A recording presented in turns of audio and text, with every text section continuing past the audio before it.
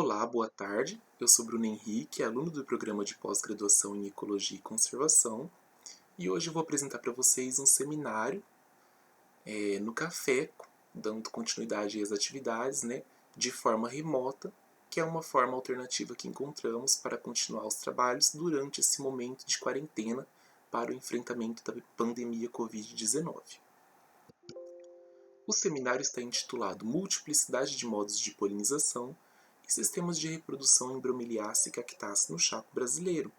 Multiplicidade aqui vem sendo utilizado no sentido de quão diversos esses modos de polinização e sistemas de reprodução têm se mostrado durante nossos estudos, ok?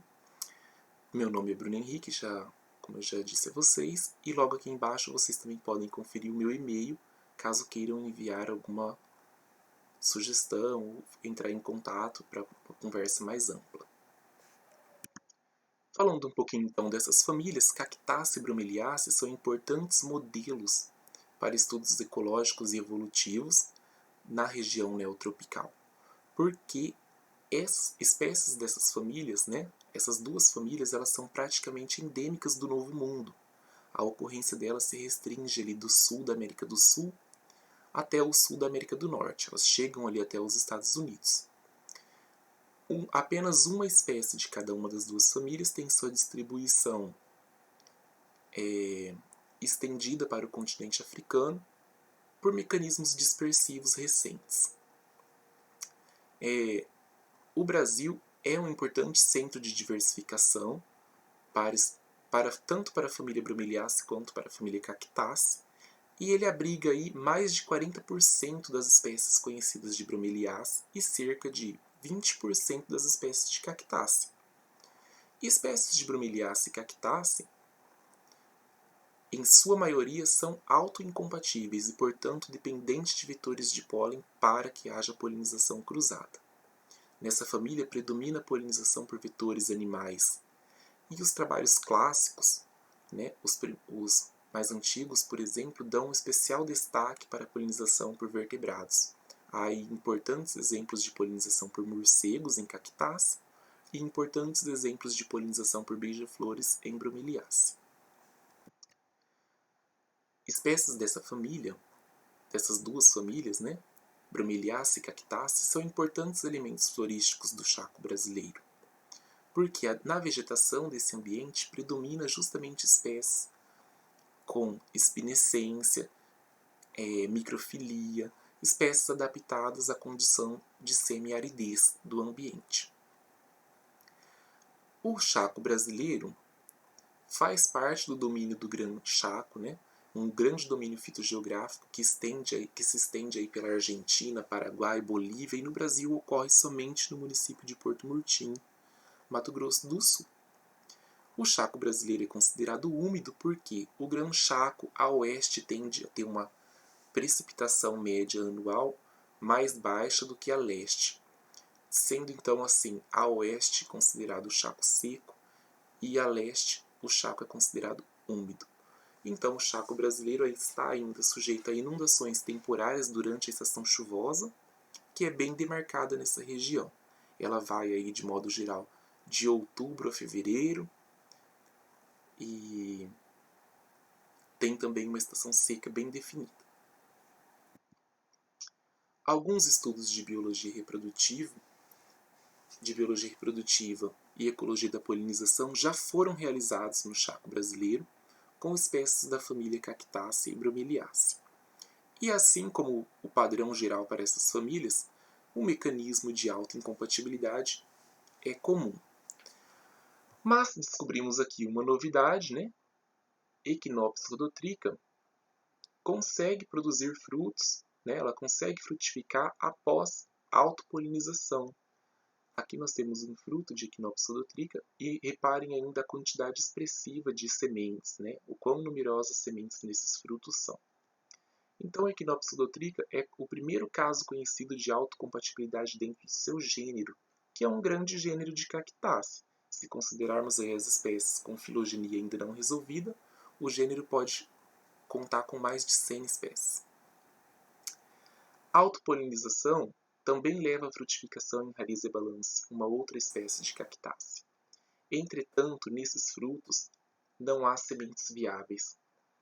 Esse sistema de polinização, autopolinização, não produz sementes viáveis em Rhizaebalantia, pois os frutos obtidos por esse tratamento continham apenas óvulos abortados em seu interior. Pracereus saxicula consegue produzir também frutos com sementes viáveis até mesmo por autopolinização espontânea. Porém, a porcentagem de frutificação por autopolinização manual e espontânea nessa espécie é muito inferior à porcentagem de frutificação por polinização cruzada. Bromelia hieronymi, uma espécie autocompatível de Bromeliaceae, tem que todas as suas flores se tornam frutos, porém as flores os frutos não obtidos via polinização cruzada não contêm semente, são paternocárpicos. Aqui na imagem nós temos 5 frutos, de Bromelia hieronymi, e reparem aqui a diferença de tamanho, principalmente ao diâmetro. Aqui. Olha como esse é mais espesso, esses dois. Esse aqui foi obtido, é um exemplo de fruto obtido por polinização cruzada, e esse aqui do tratamento controle. Reparem que essa diferença de tamanho, porque esses frutos, por polinização cruzada, contêm sementes em seu interior, enquanto os demais, obtidos por autopolinização manual, autopolinização espontânea e agamospermia, um tratamento na qual nós removemos os estames das flores e as isolamos para verificar a ocorrência de frutificação e formação de sementes sem a polinização, todos levaram à formação de frutos, porém frutos paternocárpicos. Espécies de Opuntia, outro gênero de Cactaceae, que ocorrem no Chaco brasileiro, também se mostraram autoincompatíveis em estudo recente. Em espécies do gênero Opuntia, filogeneticamente relacionadas, é comum a ocorrência de hibridação. Testando aqui, então, a possibilidade de polinização interespecífica, verificamos que os grãos de pólen de Opuntia, no estigma não coespecífico, ou seja, da outra espécie de Opuntia, até germinam, porém não penetram a superfície estigmática, ou seja, não levam à formação de sementes, não havendo, portanto, hibridação entre essas duas espécies no Chaco brasileiro. Ainda quanto à biologia floral e a polinização, em 2018, o estudo da minha dissertação avalia a possibilidade de ocorrência de fluxo interespecífico de pólen entre 3 espécies de Cactaceae que têm morfologia floral semelhante, antese noturna e florescem simultaneamente. Aqui nessa rede de interações, nós podemos ver que essas 3 espécies, aqui representadas por círculos de cor branca, compartilham visitantes florais e potenciais polinizadores, de modo que estão sujeitas ao fluxo interespecífico de pólen. Aqui nós temos créditos a Aline Gomes, minha amiga, primeira autora do artigo que será apresentado aqui hoje sobre a biologia da polinização de tillandsias, que são espécies de Bromeliaceae. Aqui a Aline está segurando uma espécie de tillandsia recurvifolia. Reparem aqui, grifado em amarelo, o tamanho do escapo, o tamanho da inflorescência de tillandsia recurvifolia, em relação ao tamanho do corpo da Aline. Então, descrevendo um panorama cronológico de estudos relacionados à ecologia da polinização e à biologia reprodutiva de Cactaceae bromeliaceae no Chaco brasileiro, nós temos que desde 2013 artigos vêm sendo publicados cobrindo parte desse tema. E é interessante que esses artigos se complementam, eles se complementam um ao outro e corroboram, geralmente, hipóteses levantadas anteriormente. Por isso que eu os organizei aqui de ordem cronológica. Em 2013, uma publicação sobre a composição florística e que trazia dados de fenologia reprodutiva para espécies do Chaco brasileiro mostrou que espécies de Bromeliaceae e Cactaceae florescem e frutificam principalmente na estação chuvosa. Em 2015, Gomes e Araújo descrevem os traços florais e dos frutos de espécies de Cactaceae do Chaco brasileiro. Essas informações foram importantes porque elas já nos permitem avaliar os possíveis né, e os potenciais grupos de polinizadores e dispersores de sementes dessas espécies com base nos traços. E em 2016, Gomes e seus colaboradores mostram aqui que até mesmo animais vertebrados consomem flores de Echinopsis, uma espécie de cactácea no Chaco brasileiro. Esses eventos de florivoria reduzem então o número de flores na população, sendo as flores a sede da polinização. Logo, ele reduz a possibilidade de sítios para polinização e assim pode então ter uma implicação negativa para o sucesso reprodutivo da espécie. Em 2018, aquele meu artigo então da minha dissertação para verificar a ocorrência de fluxo interespecífico de pólen entre espécies de cactácea com morfologia floral semelhante. Então, utilizamos partículas fluorescentes para testar essa ocorrência de fluxo interespecífico de pólen e verificamos que ela é indetectável, ou seja, se ela ocorre é em uma frequência muito baixa. Provavelmente porque essas espécies têm diferenças, sobretudo na sua morfometria, né? E algumas diferenças na sua funcionalidade, né? Como diferenças de odor, disposição das flores na planta, arranjo das peças florais, que caracterizam sistemas, modos de polinização particulares para cada uma delas.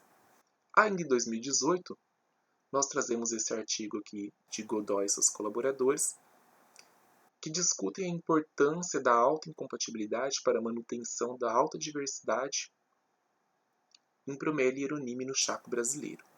Então, Bromelia hieronime é autoincompatível e dependente de polinizadores para a polinização cruzada. Essa espécie, além de ter sua diversidade genética mantida por polinização cruzada, combina ainda com a propagação clonal via histolão. E ela pode ser polinizada por beija-flores, borboletas e mariposas e abelhas.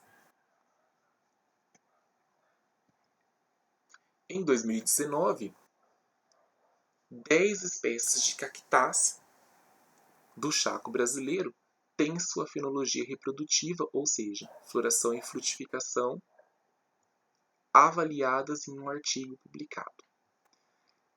Esse artigo mostra que essas espécies florescem e frutificam por quase o ano todo, evidenciando aqui a importância de cactácea como fonte de recursos florais e frutos para a manutenção do Chaco brasileiro ao longo do ano. Até mesmo durante a estação seca, tem aqui espécies florindo e frutificando, porém em menor intensidade. Olha o tamanho das barras, bem pequenininho na estação seca, enquanto na estação chuvosa, novembro a janeiro, os números são bem mais expressivos. As barrinhas pretas são floração e as barrinhas cinzas, frutificação. Também em 2019, aquele artigo sobre as duas espécies de Opuntia, Opuntia retorsa e Opuntia lata, que chegam a compartilhar visitantes florais e potenciais polinizadores, estão sujeitas à polinização interespecífica. Porém, apresentam barreiras de isolamento reprodutivo que evitam a hibridação entre elas no Chaco brasileiro. O primeiro artigo que nós apresentamos hoje aqui, como um dos dois para o meu exame de qualificação, é esse trabalho recentemente publicado. A primeira versão dele saiu online o ano passado, né? E ele já tem um volume recentemente publicado neste ano 2020. Neste artigo, nós discutimos a respeito das diferentes estratégias reprodutivas relacionadas ao período de floração, a morfologia e a biologia floral, o sistema reprodutivo e a polinização dessas 3 espécies de Tillandsia, Tillandsia durate, Tillandsia loliaceae e Tillandsia recurvifolia no Chaco brasileiro.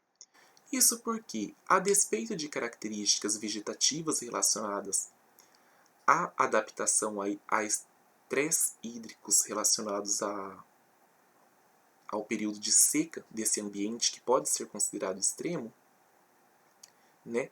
Diversas são as estratégias sexuais que essas espécies podem apresentar. Então, enquanto caracteres vegetativos tendem a ser conservados, caracteres reprodutivos podem ser mais diversos. E nós verificamos que as espécies de Tillandsia no Chaco brasileiro concentram seu período de floração especialmente fora da estação úmida, da estação chuvosa, aqui destacada em cinza claro. Ó. Aqui é a estação chuvosa de novembro a fevereiro. E esse gráfico está nos mostrando o número de flores por mês. Cada linha, né, de cada cor é uma espécie.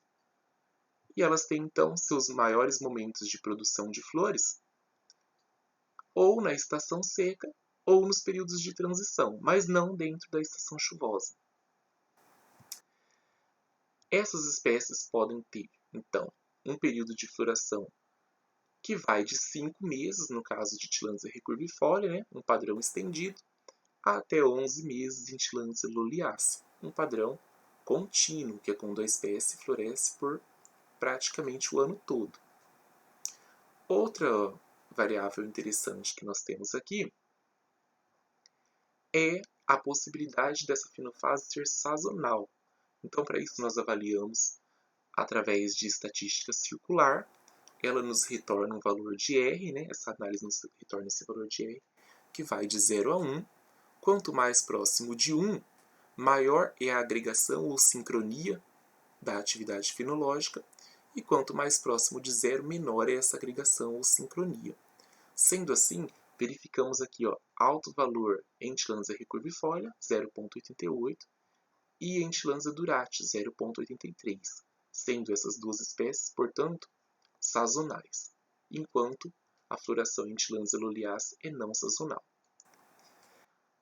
Outra medida importante que tomamos é o índice de sobreposição de Pianka, que vai avaliar aqui, então, a sobreposição no período de floração entre as espécies.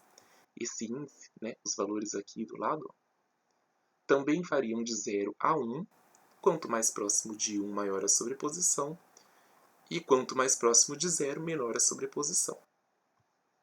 Veja aqui que Tillandsia recurvifolia e Tillandsia durate têm uma sobreposição de 0,60, a mais alta que observamos neste estudo, enquanto Tillandsia recurvifolia e Tillandsia durate têm uma sobreposição de 0,35, a mais baixa que observamos neste estudo. Bom, ainda que com baixa sobreposição, existe a sobreposição no período de floração dessas espécies. Mas, em contrapartida, verificamos aqui na parte colorida, para chamar a atenção, o quão diferente as unidades de polinização dessas espécies são uma da outra. Tillandsia durate tem inflorescências e flores muito maiores do que Tillandsia loliacea e Tillandsia recurvifolia. Além disso, nas inflorescências de Tillandsia durate podemos encontrar até 12 flores por dia, enquanto nas flores de Tillandsia loliacea apenas no máximo 2 flores por dia, e em Tillandsia recurvifolia somente 4 flores por dia. Flores de Tillandsia durate apresentam ergogamia de reversão, ou seja, o estigma das flores está abaixo das anteras. Em Tillandsia loliacea, há homogamia, ou seja, o estigma e as anteras estão na mesma altura na flor.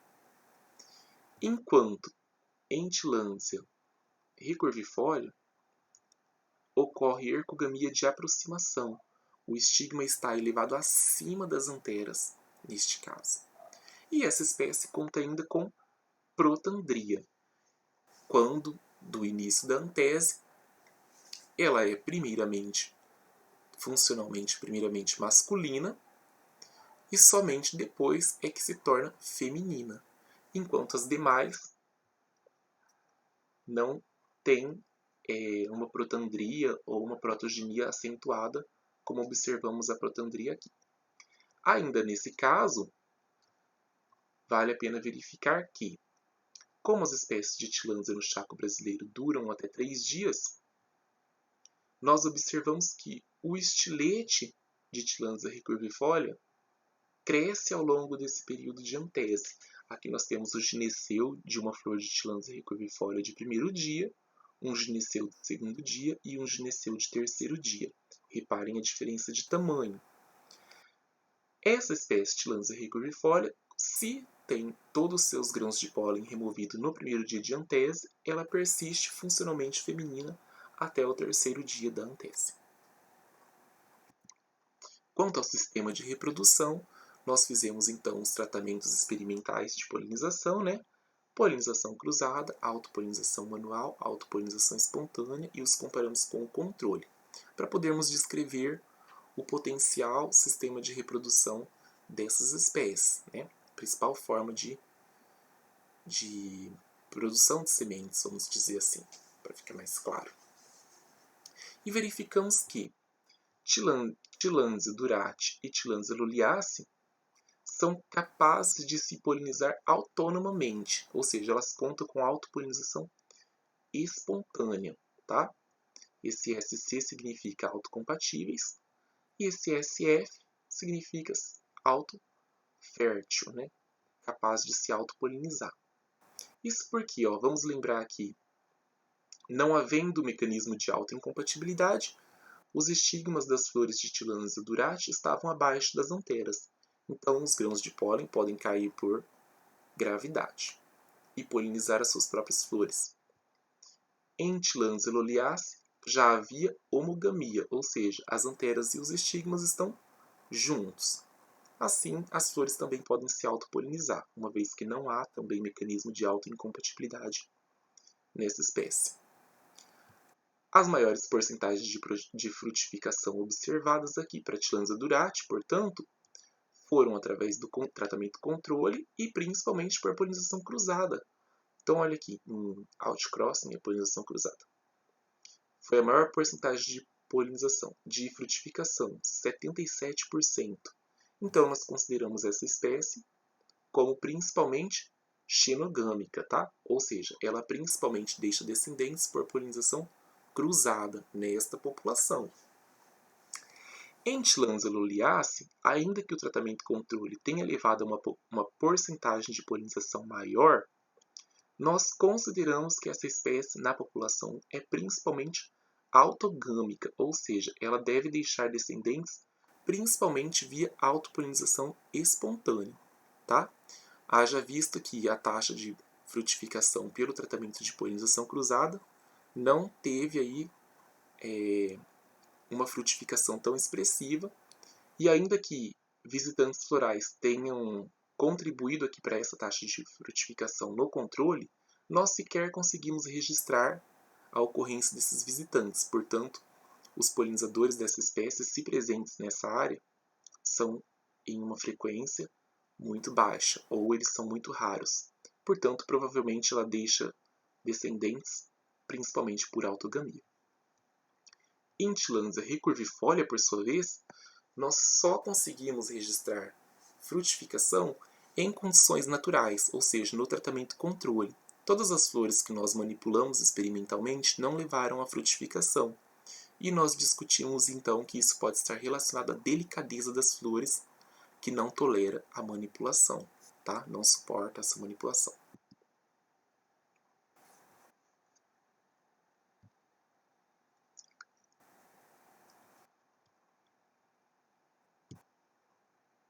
Quanto aos visitantes florais, registramos 22 espécies de visitantes florais, sendo 15 delas nas flores de Tillandsia durati e outras 7 espécies visitaram flores de Tillandsia recurvifolia. Não registramos visitantes florais em flores de Tillandsia loliaceae. Aqui destacado em roxinho, os visitantes, os grupos, aqui em grupos, de visitantes que eram exclusivos para Tillandsia recurvifolia durati, e em rosa, os grupos de visitantes que são exclusivos para Tillandsia recurvifolia. Note que aqui eu nem escrevi o grupo abelhas, porque o grupo abelhas visitam flores tanto de Tillandsia durati quanto de Tillandsia recurvifolia. Porém, são espécies de abelhas diferentes para cada caso, tá? A única espécie comum de visitantes florais as duas espécies vegetais foi essa espécie de ortóptero aqui, que é um florívoро, ele consome partes florais. Portanto, as duas espécies de tillandsia, ainda que floresçam simultaneamente no mesmo ambiente, né, no mesmo local, não compartilham potenciais polinizadores. Nós consideramos que Tillandsia recurvifolia tem como potenciais polinizadores borboletas, né, como aqui no caso, observe até inclusive a expressiva carga polínica na probóscide de Heliconius erato, e também beija-flores, que visitam as flores dessa espécie. Enquanto Tillandsia durati pode ser polinizada de dia por abelhas e à noite por mariposas. Haja vista a funcionalidade floral estendida para o período noturno nessa espécie, e inclusive a sua intensificação de odor durante a noite, que atrai aí espécies de pequenas mariposas, principalmente da família Noctuidae. Não são mariposas esfingides, não. Consideramos que, né, temos então aqui como os principais achados desse estudo, que ocorrem nas espécies de Tillandsia do Chaco brasileiro sistemas de reprodução mistos, ou seja, elas podem combinar polinização cruzada com autopolinização, ainda que a polinização cruzada possa predominar, mas elas podem contar aí com a autopolinização como uma outra alternativa. Essas espécies de Tillandsia no Chaco brasileiro apresentam modos de polinização com sistemas bimodais ou generalistas. A polinização bimodal é aquela, no caso, em que a espécie vegetal conta com a polinização por dois grupos distintos de polinizadores, em que ambos exercem pressão de seleção para os traços florais, de modo que os traços florais daquela espécie são coadaptados aos dois grupos de polinizadores relacionados a ela. Tá? Em termos, em uma descrição mais clássica, poderíamos dizer que aquela espécie oscila entre duas síndromes de polinização, vamos dizer assim, para exemplificar. Ou também pode ocorrer a generalização. Hipoteticamente, nós imaginamos, né, nós supomos para Tillandsia loliaceae, no caso, que exista aí uma polinização por diversos pequenos insetos, né, que nós chamamos de entomofilia. Porque a espécie é nectarífera, tem flores com uma coloração amarela, que é uma coloração conspícua até, e por vezes, então, algum ou outro visitante floral pode vir a explorar recursos dessa espécie. E sendo ela até mesmo autocompatível, esse visitante pode aí acabar contribuindo com a polinização em Tillandsia loliaceae, não sendo registrado nesse estudo, porém é possível. O fato dessas três espécies não compartilharem potenciais polinizadores, nós interpretamos como um importante fator de isolamento reprodutivo entre elas no ambiente em que ocupam, em que ocorrem em simpatria. E o fato de poderem combinar autopolinização com polinização cruzada e apresentarem sistemas de polinização que vão do misto ao generalizado pode ser uma importante vantagem reprodutiva em um ambiente onde pode haver a baixa riqueza e abundância de polinizadores. E temos como highlight, então, a diversificação dos modos de reprodução em Tillandsia, né, em Tillandsioides, uma subfamília de Bromeliaceae, no Chaco brasileiro.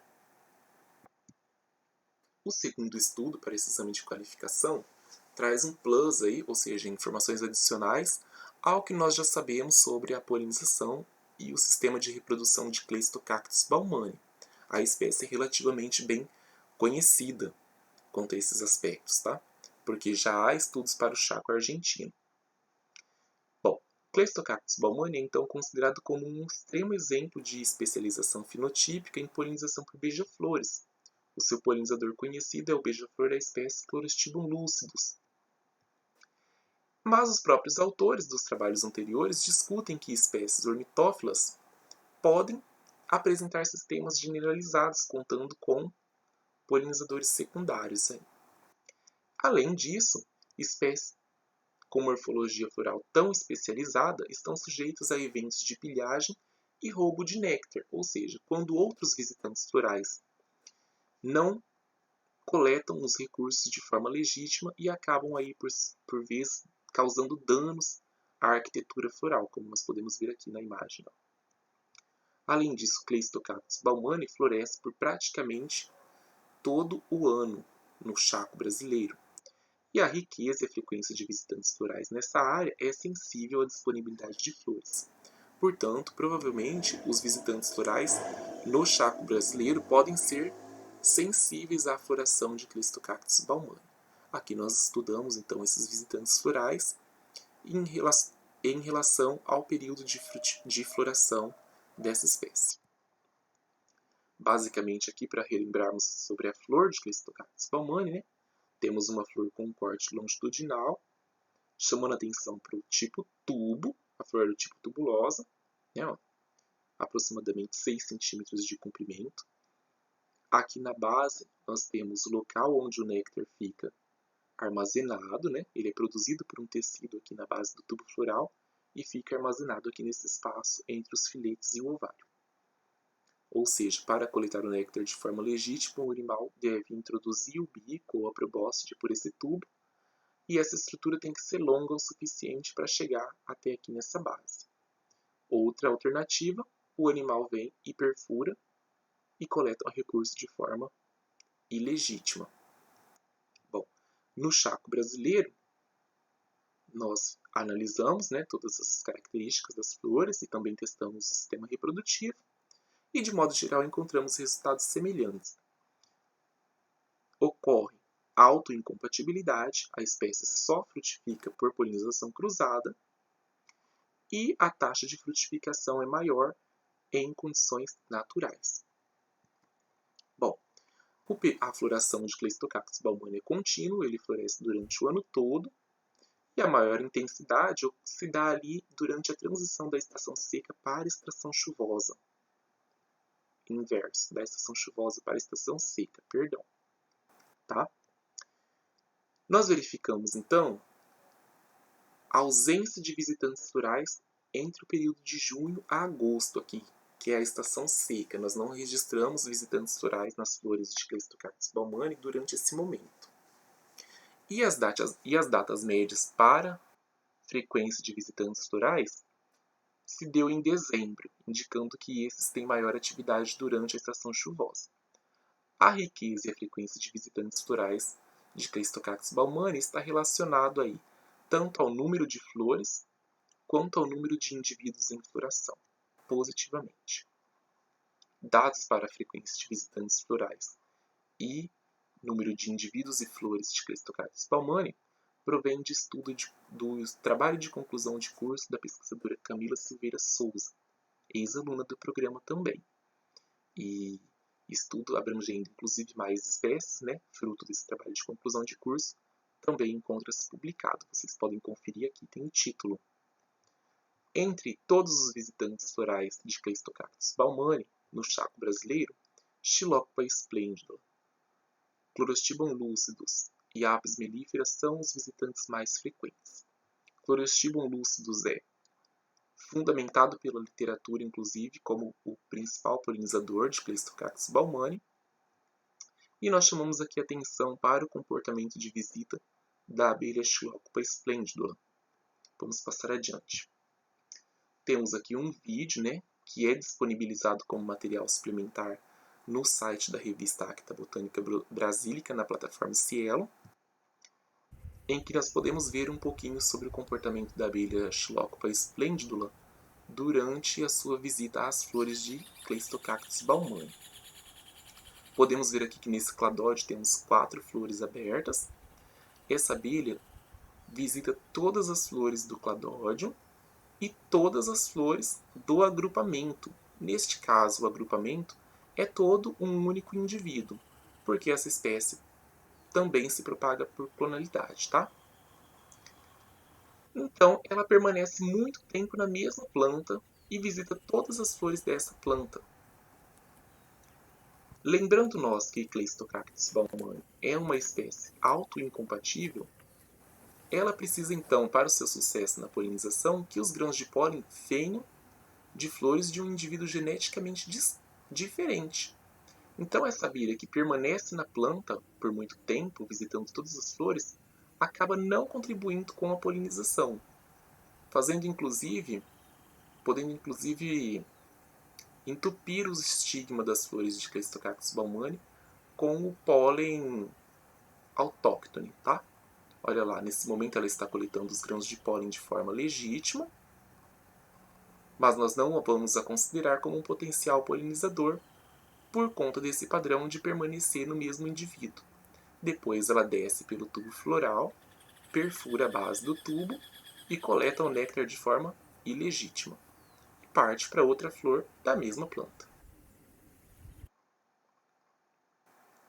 Em campo, então, nós marcamos flores de Cleistocactus durante a pré-antese e, ao final da antese, nós coletamos essas flores. Em laboratório, eu separei flores com sinais de danos por roubo de néctar. Né? Esses danos ocorrem aí em diferentes graus, porque após o roubo primário, outros visitantes, como formigas ou outras espécies de abelhas, aumentam o orifício também para coletar néctar dessas flores. Você consegue ver no campo formigas caminhando por dentro da flor. E em laboratório, eu removi então o estigma dessas flores, montei em lâminas e em microscopia contei a quantidade de grãos de pólen depositadas sobre estigmas de flores danificadas e não danificadas. E verifiquei que flores não danificadas têm carga polínica muito maior do que a de flores danificadas sobre os estigmas. Portanto, no caso de Cleistocactus baumani no chaco brasileiro, o roubo de néctar tem implicações negativas sobre a polinização.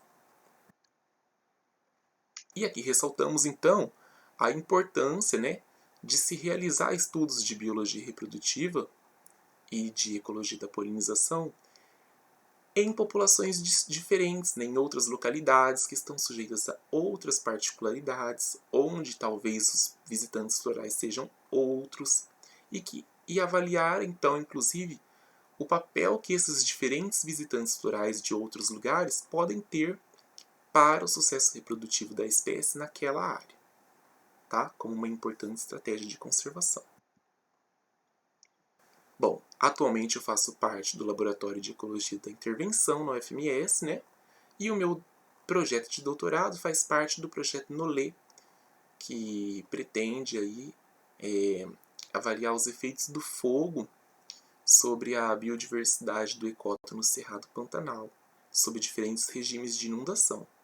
Esse projeto ele é possível graças a uma parceria com o IBAMA Preve Fogo, ele tem financiamento do CNPq, e nós destacamos inclusive o papel da FUNAI, porque ele é realizado em uma terra indígena, a terra indígena Caduel. Eu espero futuramente também estar aqui apresentando esse trabalho para vocês, né?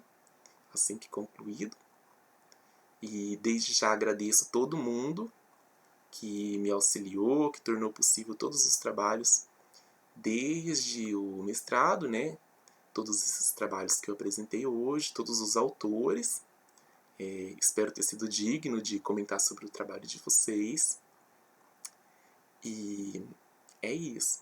E agradeço também a vocês que dedicaram um pouquinho do seu tempo para poder prestigiar a minha apresentação. Um bom descanso e eu espero que tudo fique bem logo, tá bom? Abraço.